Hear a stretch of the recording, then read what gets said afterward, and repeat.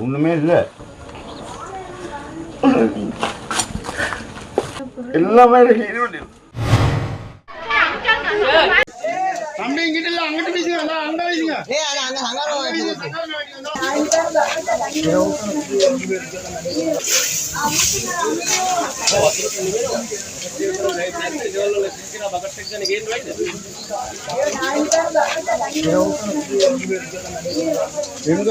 ஒன்றுமே இல்லை.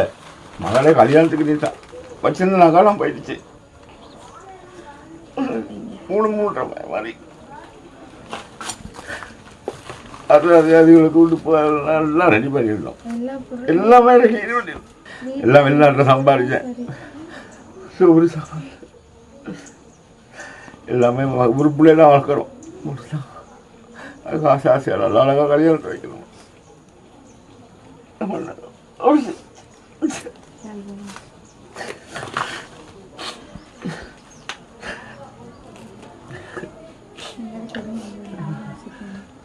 என் பிள்ளைக்கு உண்டாங்கண்ணா அது மட்டும் போதும். உயிருக்கா பாருனாங்க. நான் கொழும்புல வேலைக்கு வீட்டு காரில் தான் வந்தேன்.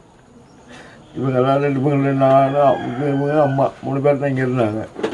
ஒரு மாதிரி உணவு தட்டிக்கிட்டு ஊசி அது நோயாளி, அது தூக்கம் போயிடும். அதுக்கு படித்தா தூக்கம் போயிடும். மருந்து குடிச்சிட்டு தான் சீனி இருக்குது, ப்ரெஷரு, சுகர்லாம் இருக்குது, இந்த இதெல்லாம் இருக்குது.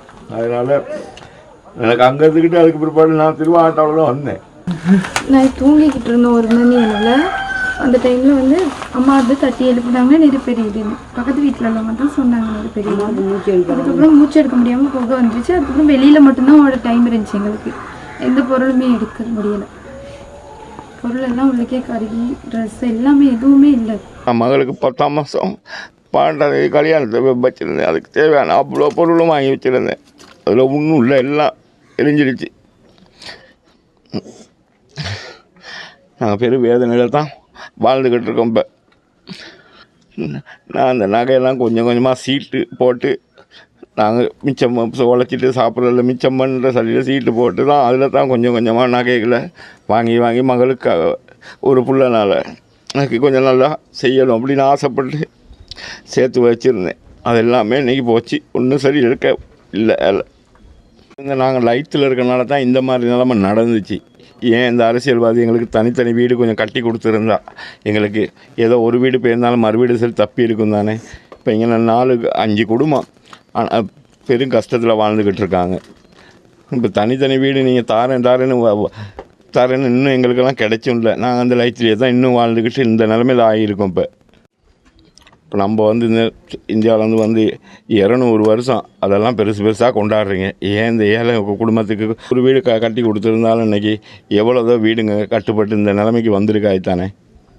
ஏன் இந்த அரசியல்வாதிகள் இதை செய்ய மாட்டேங்கிறீங்க? 10ஆம் மாதம் வெட்டிங் வைக்கிறதுக்கு தான் எல்லாம் ரெடி பண்ணிகிட்டு இருந்தோம். இப்போ நாங்கள் சேர்த்து வச்சுருந்த பொருள் எல்லாமே கறியாயிருச்சு. எதுவுமே கிடைக்கல. என்ன பண்ணுறதுன்னு ஒன்றுமே தெரியலை. ரோட்டில் தான் இருக்கோம், வீடு இல்லை, எதுவுமே இல்லாமல் தான் இருக்கும். என்ன பண்ணுறதுன்னு புரிய மாட்டேங்குது. நான் இவ்வளோ நாள் படித்தேன், OLA எல்லாம் செஞ்சேன், என்னோட ரிசல்ட்ஸ், பர்த் சர்டிஃபிகேட், ஐடென்டிட்டி எதுவுமே இல்லை. சுத்தமாக எல்லாமே கறியாக்கிருச்சு.